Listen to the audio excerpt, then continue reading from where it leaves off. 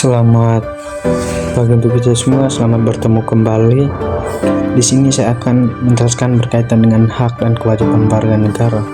Yang pertama, apa itu hak dan kewajiban warga negara? Hak dan kewajiban warga negara merujuk kepada hak-hak dan tugas yang dimiliki oleh setiap individu yang diakui sebagai warga negara suatu negara.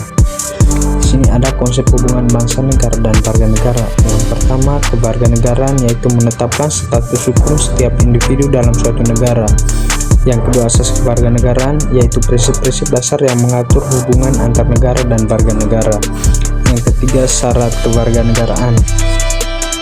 Status kewarganegaraan yang pertama yaitu kewarganegaraan ganda, di mana sebuah kondisi seseorang diakui sebagai warga negara oleh lebih dari satu negara. Yang kedua yaitu kewarganegaraan tunggal, yaitu seorang individu diakuinya sebagai warga negara dari satu negara. Yang kedua, asas kewarganegaraan. Ada beberapa asas kewarganegaraan. Yang pertama yaitu asas utama, di mana asas usul atau hukum tanah dan ius sanguinis atau hukum daura menjadi landasan kewarganegaraan.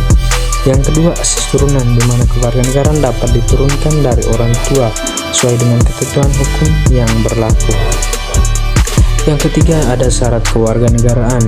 Ada beberapa. Yang pertama, syarat umum.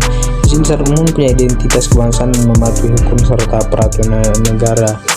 Yang kedua, syarat khusus, yaitu memenuhi persyaratan pada ketentuan undang-undang kebangsaan. Hak-hak dan warga negara. Yang pertama, hak asasi manusia meliputi atas kebebasan, misalnya kebebasan untuk hidup, memeluk agama dan kepercayaan masing-masing, menempuh pendidikan, kesehatan, dan keadilan. Yang kedua, hak politik, di mana mengikuti dan terlibat dalam proses politik serta memilih dan dipilih. Selain ada hak, ada juga kewajiban warga negara. Yang pertama yaitu membayar pajak. Harus membayar pajak dengan ketentuan yang berlaku. Yang kedua, menjaga pertahanan negara. Yang juga tugas wajib militer atau pertahanan negara sesuai dengan peraturan hukum.